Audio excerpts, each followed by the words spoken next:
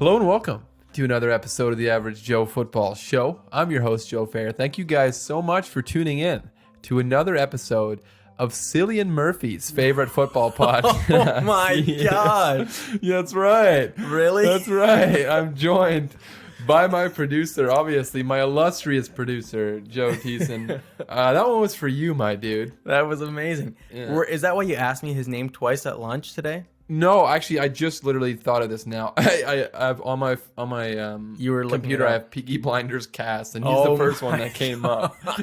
I know you've been so gay for Peaky Blinders lately Yeah. that I figured I'd give you a chance to maybe talk about it. That's awesome. Yeah. Yeah, I've been really into Peaky Blinders lately, like a lot. Past 2 days. Yeah. Past two. How many episodes have you watched in 2 days? 4. 4. Okay, that's Yeah. not bad. How long are the episodes? Like 40 minutes. Okay, so it's like sort of that hour long almost. Yeah, I episode. watched it at lunch. I don't know if Yeah. you saw me. No, I saw you. I was watching it on my lunch break Yeah, today. for those of you that don't know, Joe and I work together at the same place. Shockingly, this is not our full-time job. Mm-hmm. Although we are making more money. No, more than enough. It's like a hand over fist Mm-hmm. doing this podcast. But Joe was watching Peaky Blinders on his lunch break with the sound off and the subtitles on. Got my earbuds. Then don't watch. No. Yeah, it's Dude, just, once you connect and you watch the show, you don't need the words. You don't need the audio. I disagree. You can hear the voices. it's awesome. If you, by hearing the voices you mean reading the subtitles, then yeah. No, you sure. can get kind of the ambiance, You like get the vibe. the vibe that What they have episode going were on. you on when you were watching it like I that? started episode 2. Now I'm on episode 4. So you're telling me in one episode you got the vibe enough to watch it with the sound off. Yes. After about 5 episodes, you can watch it with the sound off, and you don't even need to look at it. Yeah. That's what they say. Actually. Yeah, it's just you'll be able to feel it, Mhm. vibrations. You can put like your hand on your phone speaker, but except the speaker won't be doing anything because the sound's off. It's like Morse code. Yeah. Oh yeah. That's great for a podcast. Closing my eyes and Yeah, he's closing his eyes right now and he's moving his hand around as if he's like doing Morse code, for those of you that don't know, that's great. which is everyone. Yeah. For those of you who don't know. For those of you that don't know, this is the Average Joe Football Show, where two guys named Joe host a podcast about football. I know football. Joe does not. My illustrious producer, not a huge football guy. Although, through this entire season, I feel like you've picked up on some things, and you've impressed me at times. Oh, You've impressed me, especially this week in the Super Bowl. You're really. It's good to see that you're learning. It's like seeing my son grow up. except for I didn't know the difference between the defense and the offensive line. Yeah, but that's a common mistake. People always. But they are on the defense. They're defending. They're They're defending. That's why. That's why when people do that, I get what they're saying, because it's Yeah. they're defending the quarterback, which is Mhm. fine. Except it's literally the exact opposite. It's the offensive line. Yeah. The defensive line. Wow, that's actually kind of crazy to think about. That could be switched. You don't really think about that too much. Mm-hmm. But we are gonna talk the Super Bowl, the big game. I'm talking the championship game. Obviously, it happened. It finally went down. We made it through an entire season here on the podcast. We started this show before the start of the season, and we made it. How many episodes is it now? 44 weeks. This is going to be 44 weeks in a row. We haven't missed a single episode in 44 weeks. That's incredible, Joe. I think that's an accomplishment. Mm-hmm. Oh, it is. On top of all the money that we're making, the fact that we're able to go 44 weeks without missing. And listen, there were some scares for sure. Mm-hmm. There was some, ups and downs. And I'm sure, you were mad at me sometimes when it came to the editing schedule of the podcast. It's fine. But wow, we made it, and it was a game. It was a Super Bowl game. We watched it, and we're gonna talk about it eventually. That's this whole podcast after this intro banter type deal is gonna be all Super Bowl. We're gonna talk Super Bowl. We're gonna talk the outcome, obviously, of the Super Bowl, and we're not just gonna talk about the game, but we're gonna talk about who won, who lost, and we're gonna talk about how we got there, what we can take away from it. But on every show, if you guys don't know, this is your first episode, we like to start things off with a little non-football related talk. So that's what we're doing here. A little cheeky back and a forth. little cheeky back and forth, a little banter almost. Yeah. I would call it a little grade A, infamous banter. That's why I gave Joe a little chance to talk about his new favorite show, Peaky Blinders. Peaky Blinders came out in 2013. I thought it was 2012. 2013 it is? Oh wow, Is that what it says there? It's like a pretty old thing. Yeah, 2013. Yeah, well, I'm hopping on the wagon late, but I'm glad I'm here because now I have 5 seasons to watch. Can you guess what it has? Okay, what star rating it has on Google? What's the rating? What the star rating is? 4.5. 4.9. 4.9. It's a phenomenal show. Can you guess what the Rotten Tomatoes score is? 86%. 93%. Holy crap! Yeah, it's good. It's a great show. It is a phenomenal show. I believe you. We were having this conversation. Joe really wants me to watch Peaky Blinders, and maybe eventually I will. It seems like it's very well liked. 96% it says like this show. So wow, that's pretty good. Yeah. I just like funny shows better. Yeah, and in that way, you are like my wife. Yeah. Well, there you go. It's hard because I love movies and TV shows that, you know, are creative and like make you think, you know what I mean? Yeah. And it's like, wow, that was made so well. Like that was, wow, you just every episode and every or like movie you watch, you're like, my goodness, that was amazing. Mm-hmm. But my wife likes to watch shows and movies that are at the end of it, you just can stop thinking about it. And it's like, that was hilarious. Yeah, and that's and I've watched many shows like that. Like you're talking about, like Dexter is one of my all-time favorite shows, and that was like a very serious, crazy show. Not funny, like no comedy really aspect to it at all. But for the most part, like 9 times out of 10, if I'm choosing a new, also watch The Mentalist. That's not really a funny show either. But 9 times out of 10, if I'm choosing a new show, it's going to be a comedy show. Like right now, me and my wife are watching Superstore, which I highly recommend. That show is really funny. Really? Yeah. Oh, yeah. It was really good. I went into it the first episode. I was like, oh, this is probably gonna suck, but no, it's actually really good. I recommend it. But you know, it's no Peaky Blinders, but it's it gets the job done. That's what, like after a long day's work, I like to come home, shut the old brain off, and just watch something stupid, watch something funny. Yeah. You know? I have a hard time shutting my brain off, so I like to just occupy it with constant thinking. Yeah. Yeah. Yeah. Yeah. Well, that's fine, I guess. Yeah, I don't know what else to say as far as that goes. I've been thinking about growing out my beard lately. Oh, you actually spoke to me about that at work today. Yeah. I think you should do it because freaking For those of you that don't know, Joe and I both have what you would call a baby face. Neither of us, and Joe's substantially younger than me. Like, you're what? 3 years, almost 4 years younger than I am. So for you, it maybe makes more sense. Yeah. I can't grow a beard. I have a goatee. I grow a goatee. People have told me it's pretty great.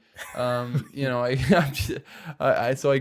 grow a goatee all the time. I have a mustache I've been growing since basically I got married, which is super embarrassing.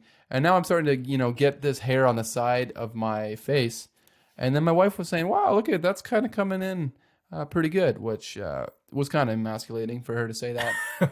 But for those of you that obviously this is an audio thing, you can't see the hair on the side of my head. Think about what it looks like when a child first starts getting facial hair. That's sort of what it looks like on the side of my head. But I'm gonna try, just because, you know, quarantine has kind of made everybody give up on everything. I think I'm just gonna try to just let it grow, see what happens. You know, see if all of a sudden it just turns into a full beard one day. Yeah, I find that with maybe it will work, because I find that with my hair on my head, I know it's different than your face, but the hair on my head, I buzz my head. I've been buzzing my head for just over a month now, and I think it's getting more full. Oh, yeah. And it grows so much faster now. Yeah, and I don't know. So that's what I'm. You grow it out, and then I don't know. That's kind of the mentality I have, because it's like I cannot grow a beard to save my life. I probably will never be able to grow a beard, but on the off chance that this somehow works, and it could take years for this to work. It probably will take years, and I'll get sick of it. But, you know, all of a sudden, what if I have a full beard and then I can just grow a beard then? You know? Excuse you. Sorry, that was my computer making noise. Yeah, no, that absolutely. That's a game changer. And If all of a sudden you have a beard. Yeah, like I know I will be able to, Oh yeah. but for you, I don't know. Yeah. Like, When but you I grow know up, I'm gonna be able when to. you grow up, you'll be able to grow a beard. Here's the thing: my facial hair currently Yeah. is 10 times better than yours was when you were my age. That's what you think. That's actually not true. That is probably pretty true. I remember you at 19, Joe. Okay. Well, I don't. That was all a blur. Okay. I feel like I had this goatee at 19. Not really. I could, Joe. I could have something similar, not nearly as full. Yeah, man, mine's luscious at this point. Yeah. It's not just a little greasy thing anymore. Like it's got some heft to it. It's got some meat on its bones, some hair on its chest. Some hair on its chest. That's great. Yeah. I'm glad you brought I don't know. Yeah, like I said, I don't know where we go from here. As far as that goes. But yeah, I'm just gonna see what happens. It's like I've gotten to the point, like, and I was thinking at work, what are the reasons why I ever shave now? Because it's like we're still on lockdown pretty much everywhere. That's true. COVID will never end. I don't actually go anywhere except for work, and my wife is already stuck with me. So the uglier I get, True. She can't leave at this point. Well, legally she can, but come on. Not in the eyes of God. Yeah. She's stuck with me, so I'm just gonna try the beard thing out, see what happens. Do it, and then we'll keep you updated on that. I guess. We'll keep you updated on that for sure. But without further ado, Joe, unless you got something else you want to talk about, we might just jump straight into recapping the big game.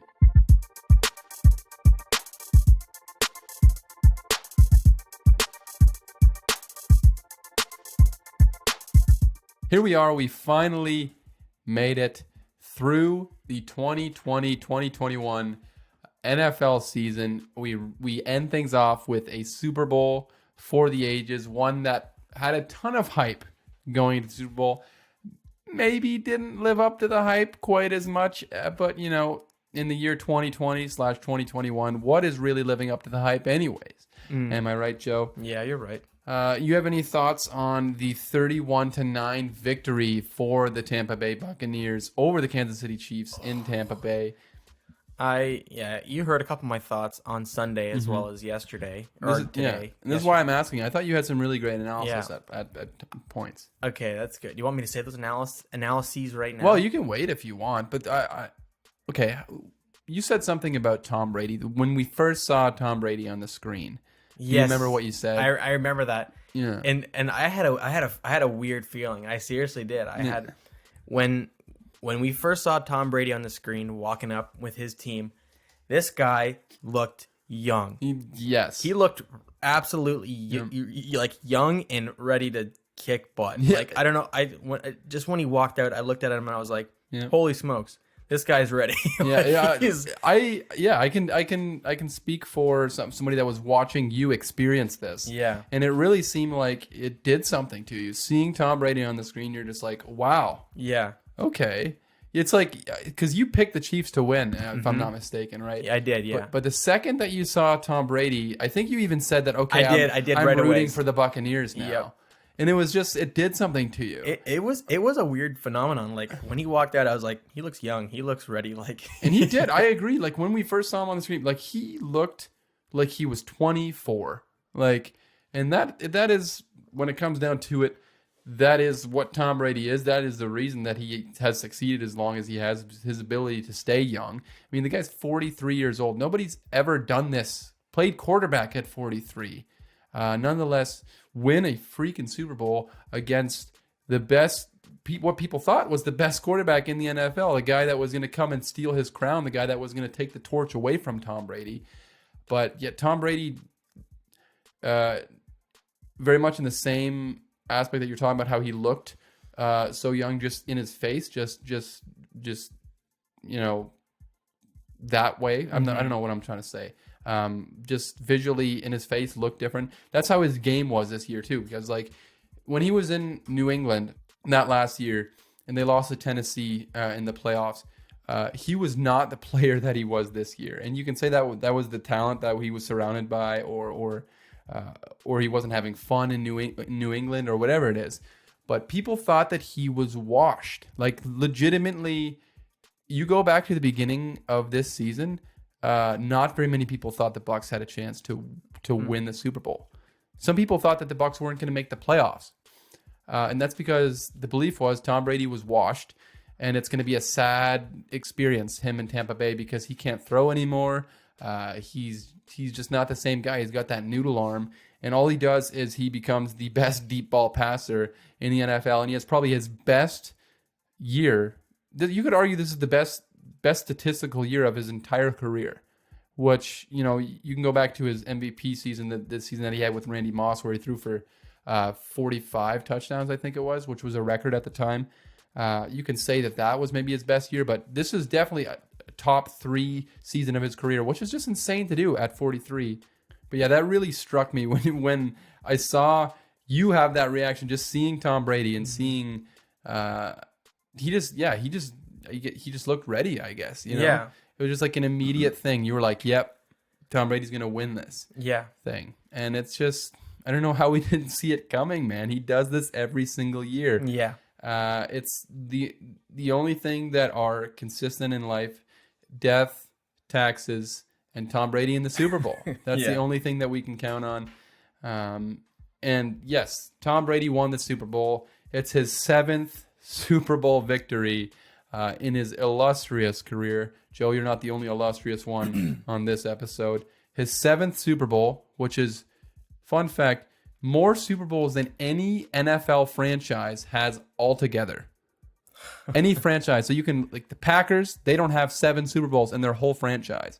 The Patriots, who Tom Brady played for, they don't have 7 Super Bowls in their franchise history. The Steelers, they don't have 7 Super Bowls.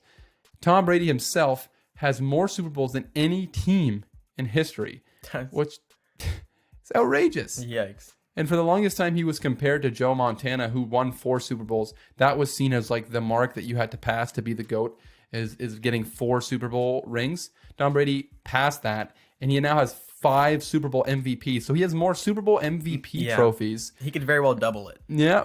Like the amount of Super Bowls, I'm saying, than Joe Montana. Yeah, than Joe Montana. And I think he will. Literally.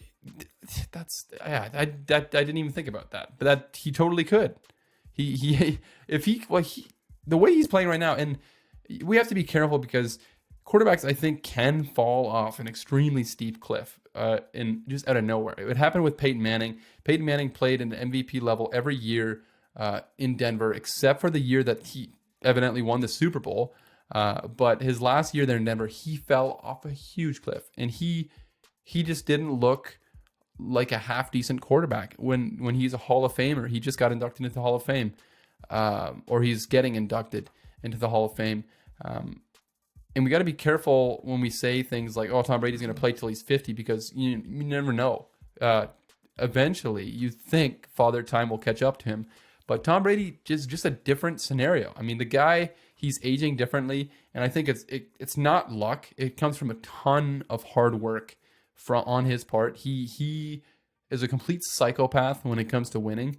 This is how I always describe him to friends that maybe don't know as much about football, and they kind of want to know what the deal is with Tom Brady, why he's so successful, is because he is a complete psycho when it comes to winning. All he cares about is winning. His wife has wanted him to retire for like 5 seasons already. I remember after that Super Bowl, when they were down 28-3 in the third quarter against the Falcons, he comes back, wins that game. Giselle, his wife, says, "This is the perfect thing to walk out on the sunset on." Like, You just had the greatest comeback in the history of football, down 28-3 in the third quarter of the Super Bowl. You come back and win that game. Now's the time to walk away. And then since then, he's won 2 more Super Bowls since then. And it's absurd. I mean, the fact that he has 5 Super Bowl MVPs, which is more Super Bowls than Joe Montana, he has more Super Bowl MVPs than Joe Montana has. He's appeared in 10 Super Bowls. For the Buccaneers, it's their 2nd Super Bowl in franchise history, first since 2002.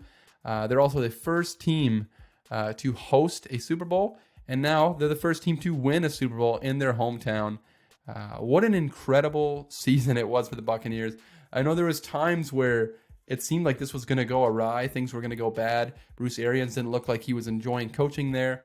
They were they were on a losing streak. I think they lost 3 games in a row, and it ended off with that Kansas City game in Week 12. The Chiefs, they played the Chiefs in Week 12. They lost. They lost. They got off to that horrible, horrible start. And since that Week 12 loss, the Buccaneers have not lost a single game. They've won 8 in a row to close out the season. That's including playoffs, including the Super Bowl. What an incredible finish to which really I think this is one of the seasons you have to look back on just how crazy it was for the Buccaneers to get here. A team that wasn't even in the playoffs last year, a team that was an afterthought. They go out and they sign Tom Brady and they sign all these guys, and it just immediately works. It reminds me a lot of when the Toronto Raptors in the NBA signed Kawhi Leonard, and then it immediately turned into a championship team. That's kind of the same thing that we saw here. And as far as the Chiefs go, they failed to win back-to-back Super Bowls. That was all the talk. Run it back, hashtag back-to-back, all that stuff. The 2003-2004 Patriots are still the last team to win back-to-back Super Bowls. This is Patrick Mahomes' very first double-digit loss since 2016 against Iowa State. That was when he's never lost by double digits in the NFL. In the NFL, he's never lost by double digits until this point. So that's insane, and that's something that speaks to how incredible Patrick Mahomes is. I worry that casual fans that watch this game are gonna not understand how good the Chiefs and how good Patrick Mahomes are, how insane this is that the Chiefs lost 31-9. Like this is not something that's normal. This is not something that anybody expected. I fear that casual fans will now have this picture of what Patrick Mahomes and the Chiefs are. This is not what they are, and that's why this Super Bowl was insane. This was literally the least likely outcome I saw going into this game. If anybody was going to blow out anybody, I would have thought it would have been the Kansas City Chiefs blowing out the Tampa Bay Buccaneers, just because how dominant Patrick Mahomes and the Chiefs have been since he came into the NFL. I would have never in a million years guessed that, one, the Buccaneers would completely beat the brakes off the Kansas City Chiefs, and two, the Kansas City Chiefs would go the entire game without scoring a single touchdown. That's the first time. That's another fun fact. The first time in Patrick Mahomes' football career that his team has not scored a touchdown in a game. I'm talking NFL, college, high school. Patrick Mahomes have never gone a game without scoring a touchdown. And it happened on the biggest stage of them all, going for back-to-back Super Bowls, which is incredible. And that speaks, again, to the greatness of Tom Brady, because the only 2 playoff losses that Patrick Mahomes has in his career right now are both to Tom Brady. One in New England in his first year, and now this Super Bowl loss with Tom Brady in Tampa Bay. But here we are on the tail end of a 31-9 beatdown in the Super Bowl. We're going to go over how we got to this point. How did we get to the 31-9 score? How did the Tampa Bay Buccaneers embarrass the Kansas City Chiefs? How did they walk away with Tom Brady's 7th Super Bowl victory? And like I said, this to me was the least likely outcome going into the game. I did not think by any means that Tampa Bay would blow out the Kansas City Chiefs. I wasn't surprised that Tampa Bay won. I always gave them a chance to win. I did pick Kansas City. I will not lie. I picked Kansas City. I think 33-23 was what I projected the final score to be. A lot of people picked Kansas City. But I always thought that the Buccaneers matched up extremely well with what Kansas City does. And that showed. I mean, they matched up perfectly because they went out and they won in dominating fashion. And this is the biggest Super Bowl blowout in Tom Brady's 10 Super Bowls. He's never been a part of a blowout at all. They've all been close games. And that was another reason why I just was not expecting a blowout, because even when Tom Brady plays really well, even when Tom Brady wins Super Bowls, they're never blowouts. He always wins at the last second, or he loses at the last second. They always come down to the wire. This is the first time in his entire career that he's won or lost in a blowout. But if we're talking about how we got to this point, I think we have to start with the biggest story. And as much as we've talked about Tom Brady, as much as we've talked about Patrick Mahomes, the biggest story in this game was not really either of those guys. It was the defenses, in this, especially the Tampa Bay defense. I thought going into this game, both defenses looked like they went into this game with very similar ideas, with much different execution and results. I think both teams went in with the mindset of getting to the quarterback. And that sounds obvious. Duh. Of course you want to get to the quarterback. But I think both teams saw their key to success. Their way to win is to get to the quarterback, disrupt the quarterback. They've been talking about this for Tom Brady in all of his Super Bowls. Every single Super Bowl he's been to, the way you beat Tom Brady is to get pressure up the middle and to get him off his spot. And obviously, Kansas City made a concerted effort to try and get to Tom Brady, and so did the Buccaneers to Patrick Mahomes. But the interesting thing is, we talked about on last week's episode how Tampa Bay is very blitz heavy. Todd Bowles, the defensive coordinator there for Tampa Bay, loves to blitz. During the regular season, the Tampa Bay Buccaneers blitz on 39% of dropbacks. That was the third highest mark among all teams, 39 times. In this game, they blitzed 5 times. 5 times. And I think 3 of those were early on in the game, potentially on the first 2 drives. 5 snaps, they blitzed. The biggest story in this game was, and anybody can see it. Joe, you, not to say you, even this idiot can see it, but you saw something happening to Patrick Mahomes. As somebody who is more of a casual viewer of football, you saw what was the problem with Patrick. Why could Patrick Mahomes not beat Patrick Mahomes in this game? Because every single time that Patrick Mahomes got his little fingers on the ball, he had 1.3 seconds to make a decision on what he was going to do, and it was always run backwards because he had so much pressure right away. Instantly, he had pressure on him. In 1.3 seconds might be generous. You're absolutely right. Joe was saying it during the game. I didn't even bring it up. You said Patrick Mahomes has no time to throw the ball. And that was the key to this game. Patrick Mahomes was under pressure, and that was him with defenders around him in his face, under pressure. 27 of his 56 dropbacks. That's 48, almost half of his dropbacks. He was under pressure, and it felt like a lot more than that. I was gonna say, it felt like I didn't even see a single. I know it felt like 98% of his dropbacks, but 48% is still an insane amount. And they did this on only 5 blitzes. Almost every single time they got to Patrick Mahomes, it was on 4. Just a 4-man rush, just a average 4-man rush.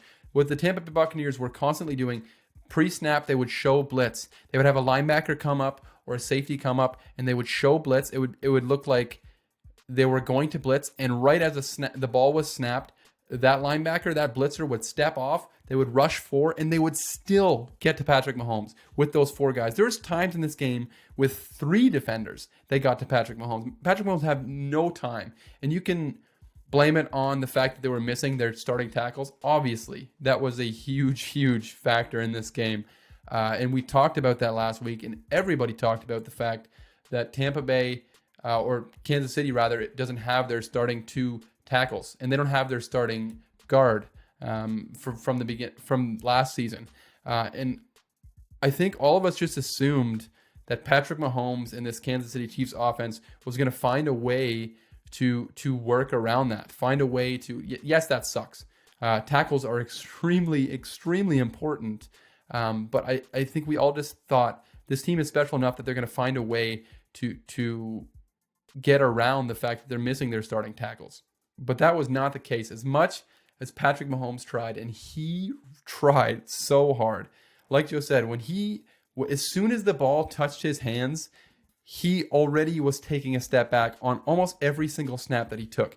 And there was so many plays in this game where he's running backwards. He's got his back turned to the play. He's spinning around. He's running in circles. He's throwing insane passes. And some of the passes that Patrick Mahomes made in this game, there was one where he was completely lateral with the ground. Sidearm. Yeah, literally sidearm, lateral with the ground. And good throws. He flicks it 40 yards downfield into the end zone. Yep.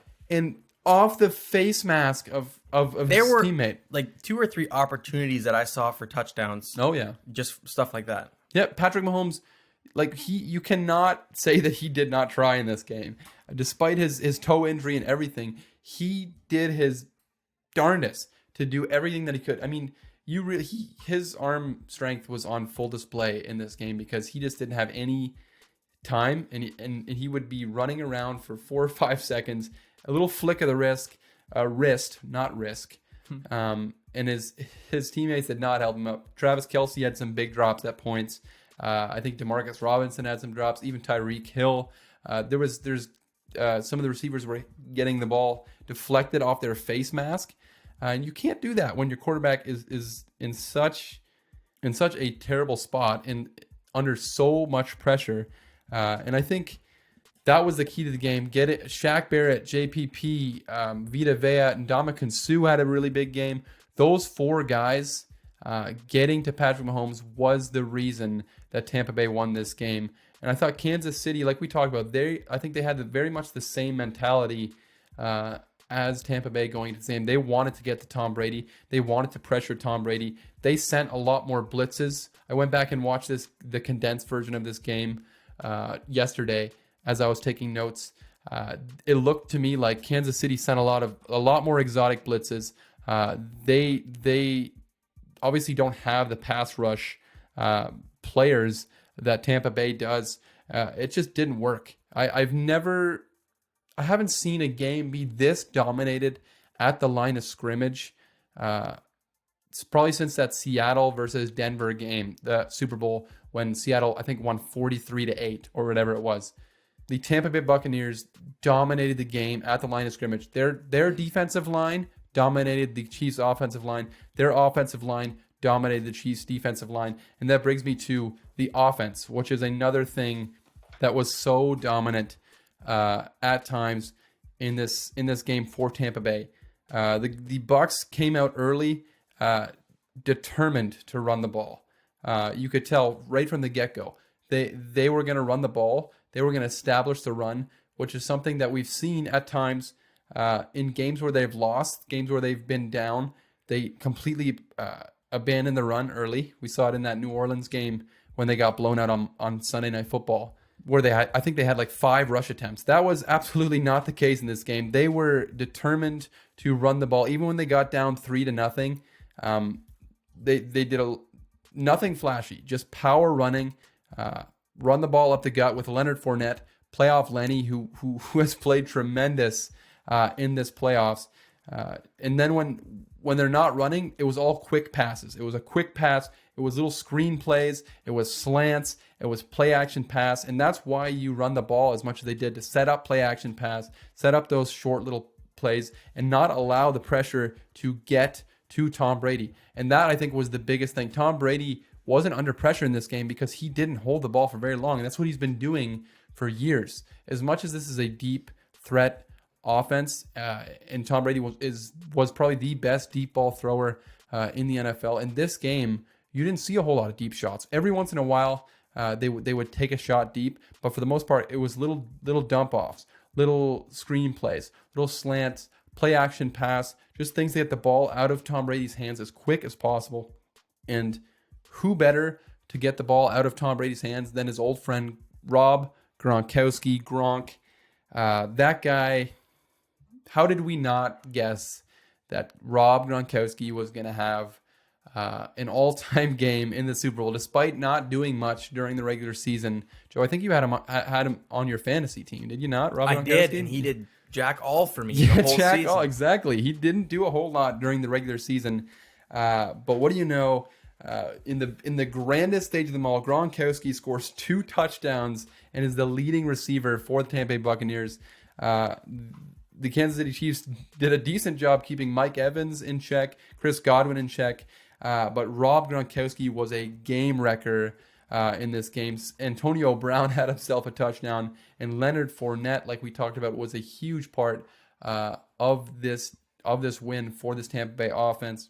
It's crazy to think that those 4 guys, whatever, AB, Gronk, Fournette, and Tom Brady, were the key cogs, the key gears in the machine that was this offense. And they were 4 guys that weren't on this team last year. They were offseason acquisitions. And it didn't help that late in the game, the Chiefs absolutely could not stop a nosebleed. I mean, it got to the middle of the third quarter. The Chiefs were down whatever it was at that point, and it just seemed like the Chiefs defense wanted to go home. They did not want to be there. And the Chiefs, as much as they were down, I think they were down 21-6 going into halftime. And it was just, you always felt like the Chiefs are going to wake up. The Chiefs are going to wake up. At some point, the Kansas City Chiefs are going to wake up. And it got to like the middle of the third quarter, and you're still thinking, okay, the Chiefs have to wake up. They have to wait. They always do this. They're down. They're going to wake up. And they just never did. And that was something that I think was so surprising for a lot of people to see. The Chiefs just never woke up. And I think it's extremely hard to wake up when every time you try to wake up, somebody knocks you unconscious, because that's literally what was happening in this game. Every time the Chiefs would try to wake up, they would get a drive going. They'd get knocked out by this Tampa Bay front four, by this defensive line. Really good coverage downfield. That's another thing that is not talked about. Not only did they rush the passer extremely well, Todd Bowles just had an overall insanely good scheme going to this game. He had a tremendous game plan. Not enough credit, or I mean, plenty of credit has been given to Todd Bowles, but he deserves all that credit because his ability to draw up this game plan, have those pass rushers, and then he dropped 2 safeties on almost every play to prevent Tyreek Hill from beating them downfield. I thought their linebackers played really well, despite Travis Kelce having 130 yards in this game. I thought the tackling was really, really key, especially for the linebackers. They were not allowing the Chiefs to get these extra yards off these screen passes, off these little dump offs, off Travis Kelce. They were just tackling really well. They were not letting these extra yards that kill other teams that play the Kansas City Chiefs.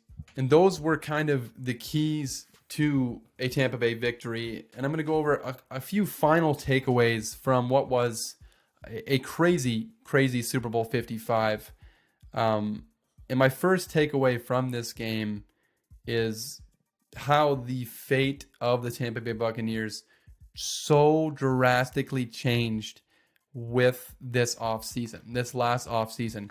Because going into the season, I remember talking, I don't know if I talked about it on the podcast, but I definitely talked about it maybe to myself in my head.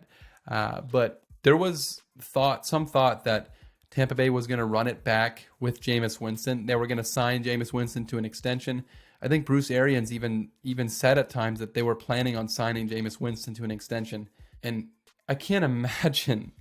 I can't imagine being a Buccaneer. This is what I was thinking at the time. I can't imagine being a Buccaneers fan and actually trying to be excited for another year of Jameis Winston. And you can talk about Jameis Winston's talent, his arm talent, all that. 30 interceptions is not going to get it done. I don't care how many touchdowns you threw. If you throw 30 touchdowns, 30 interceptions is not going to work. So for me, I remember going into these offseason saying, if the Buccaneers really bring back Jameis Winston, I cannot believe in them. And it's crazy how much that completely flipped just on a couple signings. Credit to their GM, Jason Light, Bruce Arians, for just going for it. Tom Brady became available, which is another thing that none of us thought would happen at the beginning of the offseason. It was an insane thought to think that Tom Brady would be available in free agency, but he was. And Tampa Bay said, you know what? Screw it. We're going to go get the greatest of all time. We're going to bring in Leonard Fournette. We're going to bring in Rob Gronkowski. We're going to bring in Antonio Brown because we're going for it. And it's crazy how one offseason completely changes this team from a middle-of-the-pack, non-playoff team to a Super Bowl champion. And you cannot stress enough, I think, how much bringing in Tom Brady changed the culture there. And this is something that Bruce Arians has talked about over and over and over. And this is something that we saw, I think, with Peyton Manning when he got to Denver, is just completely change the culture of that locker room. There was reports coming out that Tom Brady was texting his teammates all during the week of the Super Bowl saying, "We are going to win," or "We will win. We will win." He would just text his teammates this. And there's no doubt in my mind that bringing in Tom Brady, a guy who has been to 10 Super Bowls now, who's won 7 Super Bowls now, can completely change the culture of this team. And that's exactly what happened, I think. I think all these guys said, you know what, we can win. Because we have Tom Brady. Tom Brady knows how to win. He's going to lead us to win. And you can say, yes, the defense was the biggest reason why they won this game. But there's no way they're in this spot without Tom Brady. And stop making excuses. Stop trying to belittle what Tom Brady has done. A lot of people want to talk about penalties in this game.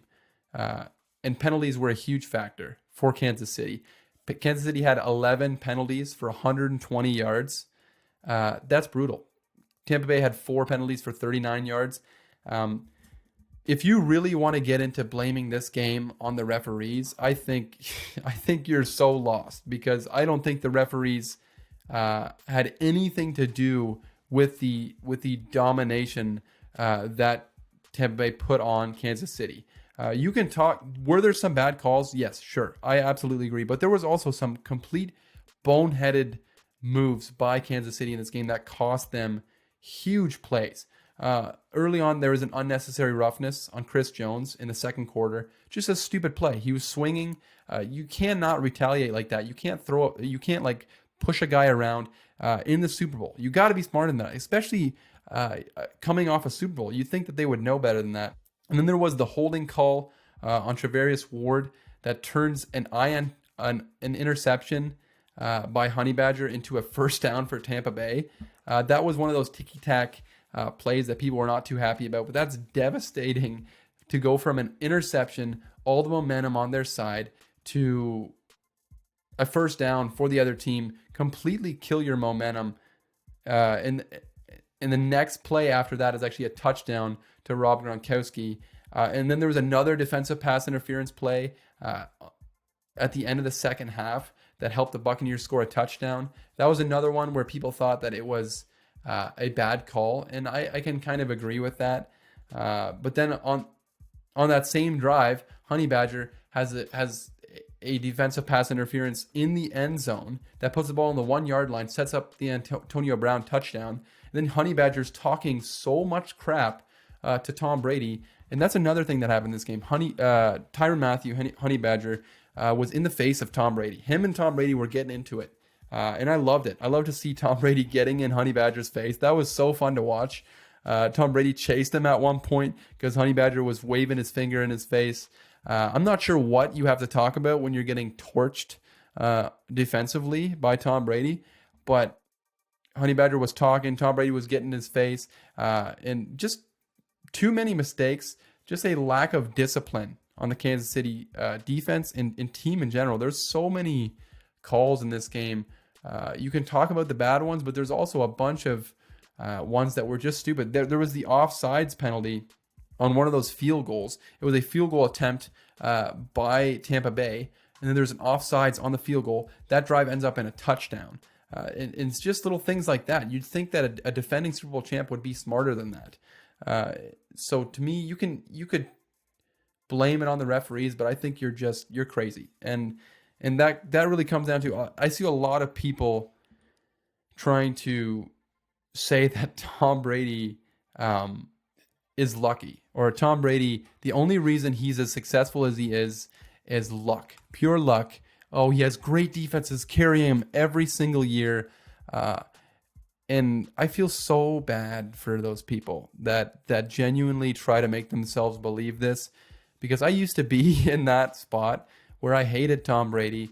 I did everything I could to say, no, Tom Brady's not good. He's just lucky. His defenses. What a sad existence that must be, to be rooting against the greatest quarterback of all time, the greatest football player of all time. It's like rooting against Michael Jordan. It's just you're exhausting yourself. You're not going to win. Tom Brady's going to win every single time in the end. If you genuinely think that for 20 years, 10 Super Bowls, 7 Super Bowl victories, Tom Brady's gotten lucky every single time, I mean, you just need to grow up, man. Like, you just need to grow up. There's no other way around it. If you genuinely think the only reason that he is where he is at is because of luck, yeah, you got to find a hobby. You got to find something better to do, because hating on Tom Brady like that is just, you're never going to win. Tom Brady is the greatest of all time. This run proved it. Him beating Drew Brees, Aaron Rodgers, and then Patrick Mahomes on a brand new team. We saw what the Patriots are without him. Tom Brady is amazing. I cannot stress that enough. And what a finish to a crazy season, a crazy finish to a crazy season. But that kind of wraps up the Super Bowl recap. And that's kind of going to wrap up our show. Before we get into the end of the show things here, I just want to give a quick shout out, or quick just talk real quick about something that happened this last week. Just the day before the Super Bowl, I got word that Chris Wessling of the Around the NFL podcast. For those of you that don't know, the Around the NFL podcast is a podcast that I listen to. I talk about a lot on this podcast, actually, because they were an inspiration to me. This podcast does not exist without the Around the NFL podcast. They're the only podcast that I listen to weekly without fail. I don't miss an episode.